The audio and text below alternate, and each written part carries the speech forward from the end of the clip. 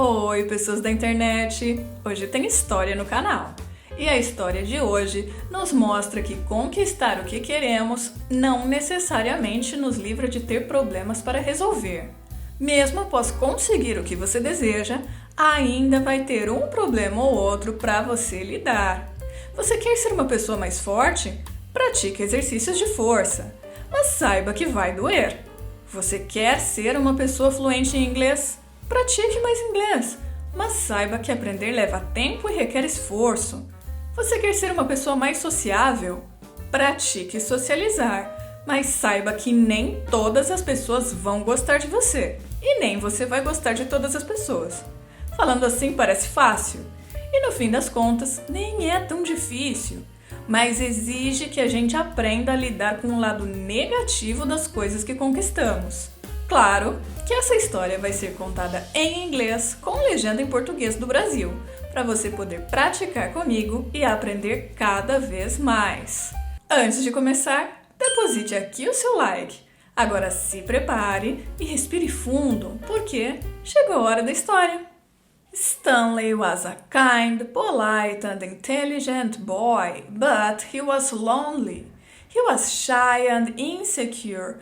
During high school, he had some difficulty making friends. He was tall, thin, had pimples, and this made him feel insecure about his appearance.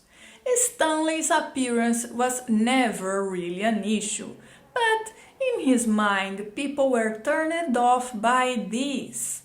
He took his thoughts so seriously that he actually started to withdraw from people and isolate himself for fear of being rejected.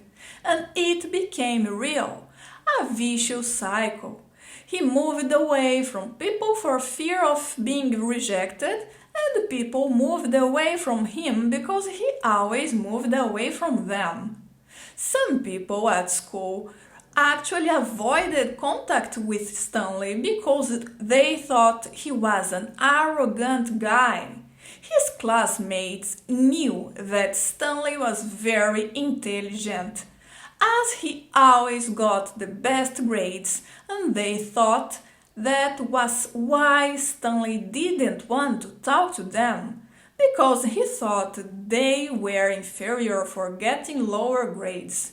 Including Katarina, a girl who spent her entire high school in love with Stanley, but never had the courage to declare herself because she thought he would dump her, as he seemed to be so arrogant and didn't like the people in the class at all. At the end of high school, Stanley revealed himself to be more sociable because he was practically forced by his parents to be part of the graduation group. Stanley's parents noticed that their son was really quiet, but they figured it was normal for his age and it was part of his personality to be like that. So they never interfered and let Stanley live as he preferred. Stanley had the chance to socialize with his classmates during meetings for graduation preparations, and his classmates were surprised by how funny Stanley was and how well he expressed himself. Stanley had a type of humor that made him seem even more intelligent and interesting to his colleagues. There were just over 6 months left until the end of classes, and Stanley had managed to make friends, and Katarina finally had the courage to talk to him. They really didn't have much in common. Katarina had not read the same books as him, nor seen the same movies. While Stanley liked rock, Katarina liked funk, and this interaction that seemed impossible ended up becoming a great friendship. She showed him some of what she liked, and he lent her books. One day, Stanley fell in love with Bruna. a girl he met playing online and who seemed to be his soulmate. They liked the same style of music. They exchanged movies and series recommendations regularly, and when they met in person, it was as if they had been friends for years. It was love on the first date.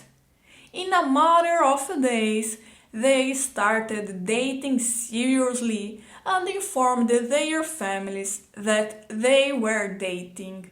Stanley now had friends at school who invited him to events that he didn't want to go to due to lack of desire and identification with the events. A girlfriend who was perfect for him and a beautiful girl who was in love with him. But he could not reciprocate because he didn't feel the same way about her, despite maintaining a very pleasant friendship with her. Now, Stanley had new problems. Before, it was the loneliness and isolation that he suffered. Today, it is the invitations to parties that he always struggled to give a polite excuse for not going to, and the passion that he cannot respond to, despite finding Katarina beautiful and funny, but loving Bruna. Life is not a flat road without curves. Perfection doesn't exist. We just exchange some problems for others. Perhaps happiness lies in having problems that are more bearable than others. Na história de hoje, vimos o quanto a vida é cheia de nuances, como as aparências enganam e mesmo as nossas expectativas nos pregam peças. E vimos isso usando algumas palavras que dão características aos nossos personagens principais. Essas palavras fazem parte de uma classe de palavras chamada adjetivos. Na história, Stanley é mostrado como kind, polite, intelligent, lonely, shy and insecure. Katarina é descrita como beautiful and funny e Bruna, perfect, para Stanley. Eu já falei no vídeo que vou deixar aqui para você ir lá ver sobre adjetivos e como usá-los em frases. Não esqueça de enviar esse vídeo para um amiguinho que também quer aprender inglês. Espero que tenham gostado e aprendido. Até o próximo vídeo. Beijinhos!